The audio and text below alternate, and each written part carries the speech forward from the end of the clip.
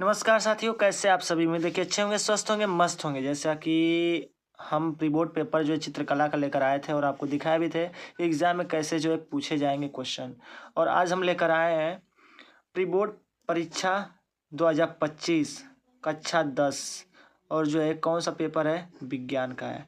आप इस वीडियो को देखिए और इससे आपको काफ़ी जो है हेल्प मिलेगा आपके बोर्ड एग्ज़ाम के लिए। ठीक है, देखिए अगर देखा जाए समय जो है 3 घंटे का मिलेगा। ये आप सबको पता है कि समय 3 घंटे का एग्जाम में मिलता है। ठीक है, जिसमें पहले जो है 20 जो इसमें ऑब्जेक्टिव होंगे और उसके बाद से 50 इसमें क्या होंगे, लिखित पेपर होंगे। ठीक है, और इसमें इम्पोर्टेंट बात यह है कि आपको जो लोग ये कहते होंगे कि पेपर जो है यही पेपर में पूछा जाएगा, 2025 का मॉडल पेपर है, तो देखिए जो बोर्ड एग्जाम का रियल पेपर होता है वो दोनों लैंग्वेज में होता है। लेकिन आपको कई लोग वीडियो में बताएंगे कि ये वीडियो जो है ऐसे पेपर में पूछे जाएंगे, ये पेपर असली है, ये पेपर असली है।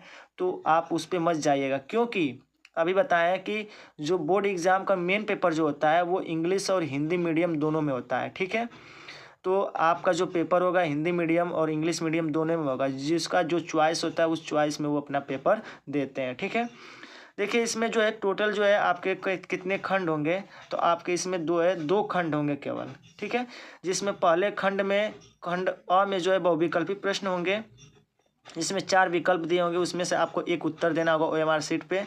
उसके बाद से जो है इसमें इस खंड में 3 जो है उपखंड होंगे, क ख ग। ठीक है, और उसके बाद से क्या कर रहा है, क्यों इसमें तीनों होंगे, क्योंकि इसमें आपका बायोलॉजी होगा, फिजिक्स होगा और केमिस्ट्री तीनों के होंगे, इसलिए इसको जो है तीन उपखंडों में जो इसे बांटा गया है।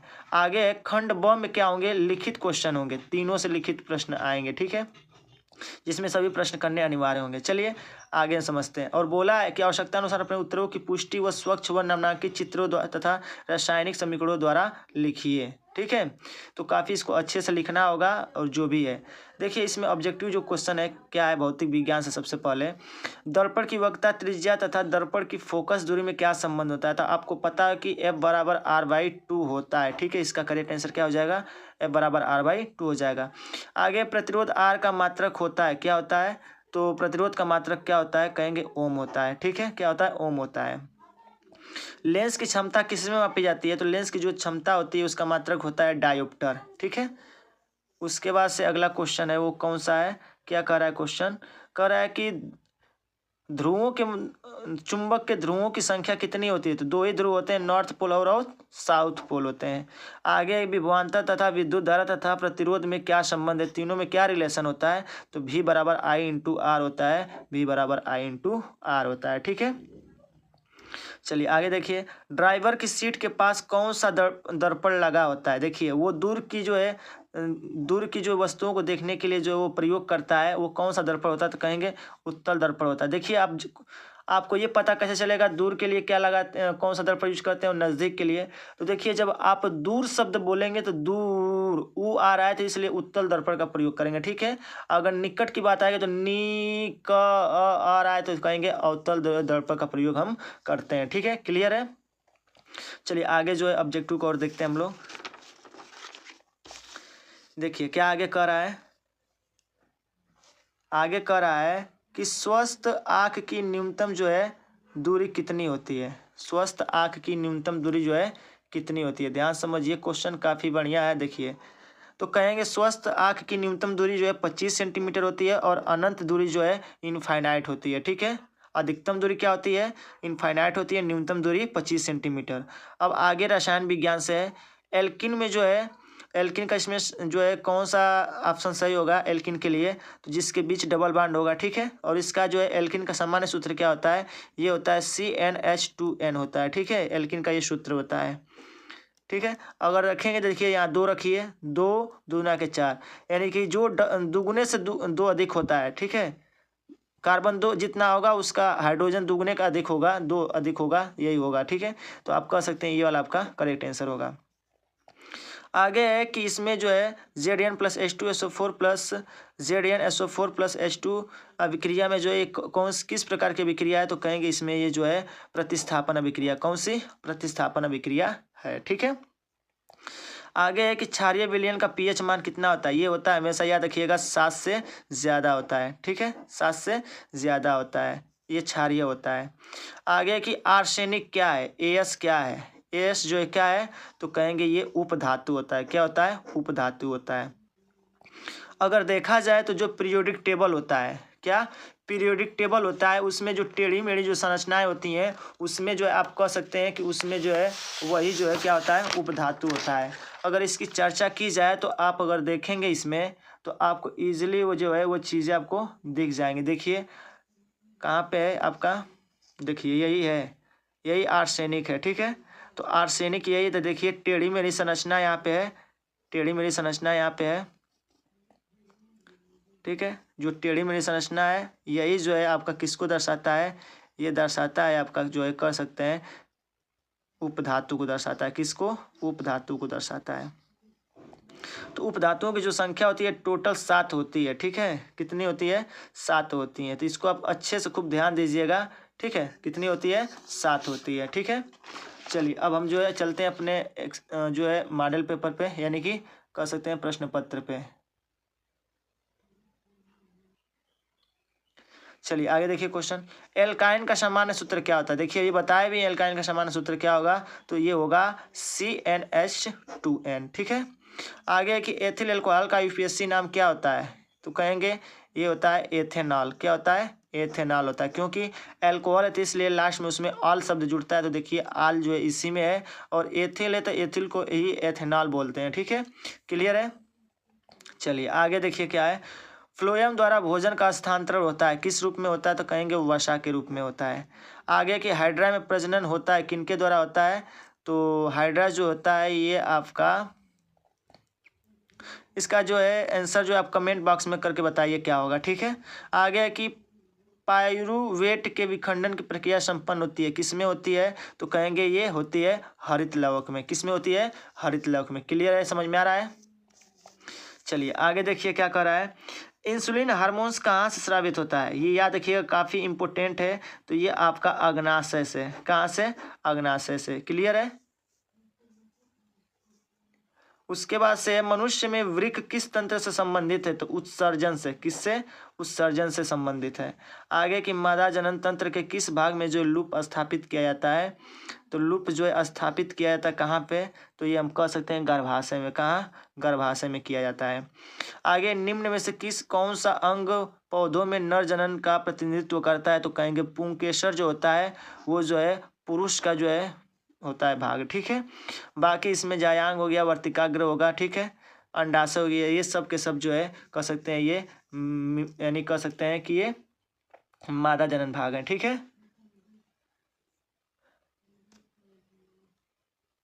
ठीक है, क्लियर है। चलिए आगे क्वेश्चन को समझते हैं हम लोग।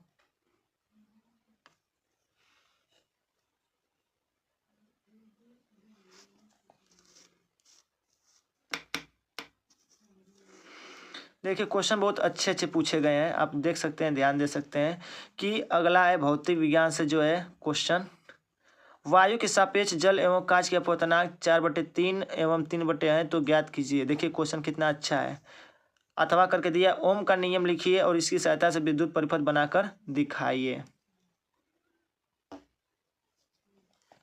सॉरी दोस्तों, तो क्लियर नहीं था वीडियो, इसलिए थोड़ा सा ऐसे जूम करना पड़ा है, ठीक है।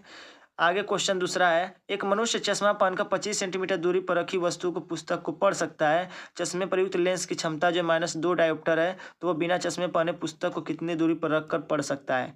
देखिए अच्छे से आप पढ़ लीजिए और इजीली ये सब हो जाएंगे, ठीक है। अब अगर हम क्वेश्चन को लगेंगे सोल्यूशन कराने तो बहुत लॉन्ग वीडियो हो जाएगा, ठीक है। केवल आप क्वेश्चन देखिए पेपर की कैसा है, कैसे हमारे पेपर में पूछा जा सकता है क्वेश्चन। अथवा में दिया लेंस के लिए आवर्धन क्षमता को समझाओ और इसका सूत्र भी लिखो, काफी इजी है, कर भी लेंगे इसको।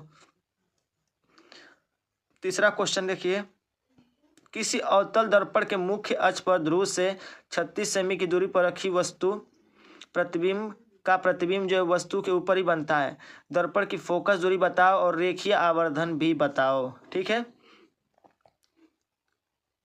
आगे है दीर्घ उत्तरीय प्रश्न, ये सब 4-4 नंबर के थे। अब देखिए, मानव नेत्र के मुख्य भागों का सचित्र वर्णन कीजिए।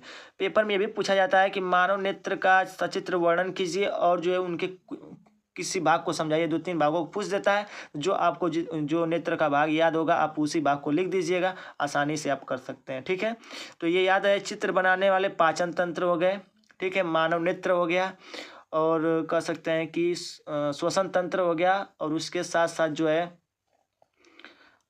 1-2 और इमेज है, ठीक है, हाँ, हृदय का चित्र हो गया। आप इन चारों चित्रों को काफ़ी अच्छे से बना लीजिएगा, रिवीजन कर लीजिएगा। इस चारों में से जरूर 1-2 क्वेश्चन जरूर पूछेगा। ठीक है, चलिए आगे देखिए और क्वेश्चन कैसे हैं। देखिए आगे क्वेश्चन कर रहा है, प्रतिवर्ती धारा जनित्र का कार्यवाही सिद्धांत क्या है? इसकी रचना तथा कार्य विधि का सचित्र समझाओ, यानी विधि को समझाओ, अच्छे से समझाना भी है। तो ये फिजिक्स के क्वेश्चन थे। आगे उपखंड ख में रसायन विज्ञान से संबंधित प्रश्न का देखिए, लेड नाइट्रेट को गर्म करने पर क्या प्राप्त होता है? अभी जस्ट आपको नेक्स्ट इससे पहले वाले वीडियो में ये चीज़ें आपको हम समझा चुके हैं। आप जाइए और हमारे वीडियो को देखिए, उसमें आपको हम बताए हैं कि लेड नाइट्रेट को गर्म करने पर क्या होता है। काफ़ी इंपॉर्टेंट क्वेश्चन है। ठीक है, आगे है कि एथेनोइक अम्ल की सोडियम कार्बोनेट से अभिक्रिया। देखिए ये भी क्वेश्चन उसमें हम बताए हैं, जितने ये चारों पूछे हैं पेपर में वो चारों जो है उस वीडियो में जो है समझा चुके हैं। अच्छे से जाइए देख लीजिए, और फिर यही क्वेश्चन जो है पेपर में जो है इस बार फंसने वाले हैं। ठीक है, आगे जिंक की सिल्वर नाइट्रेट से अभिक्रिया, और आगे है सोडियम सल्फेट विलयन को बेरियम क्लोराइड विलयन से अभिक्रिया कराने पर क्या प्राप्त होता है। अच्छे से आप उसको जो है देख लीजिए। आगे है 6वां क्वेश्चन 4 नंबर में कि समजातीय श्रेणी कार्बन की सर्वतोमुखी प्रकृति। ये कार्बन और उसके यौगिक से क्वेश्चन पूछा गया है, तो इसको भी एक बार अच्छे से आप रिवीजन कर लीजिएगा। ठीक है, आगे है 7वां क्वेश्चन, निम्नलिखित यौगिकों के आईपीएससी नेम, यानी कि आप ये आईपीएससी का फुल नेम जानते ही होंगे, और इसका जो है क्या करना है, इनका नाम लिखना है। CH3COOH लिखना है। तो ये सबको पता है कि किसका सूत्र है। आगे है कि CH3CH2CH2Cl, इसका रासायनिक नाम। अगर अच्छे से पढ़े होंगे तो काफ़ी ईजी से आप इसको जो है कर सकते हैं। ठीक है, आगे है कि CHCH किसका ये सूत्र होगा, C2H2 किसका सूत्र होगा। तो आप इजीली जब इसको अगर आप देखें सूत्र पे तो आप आसानी से कर सकते हैं।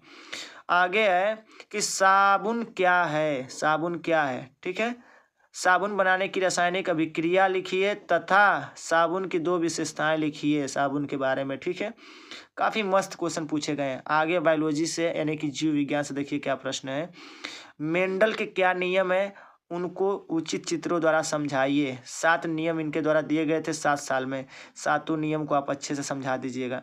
पुष्प में निषेचन क्रिया को प्रदर्शित करने हेतु स्त्री केसर की लंब काट का सचित्र वर्णन कीजिए।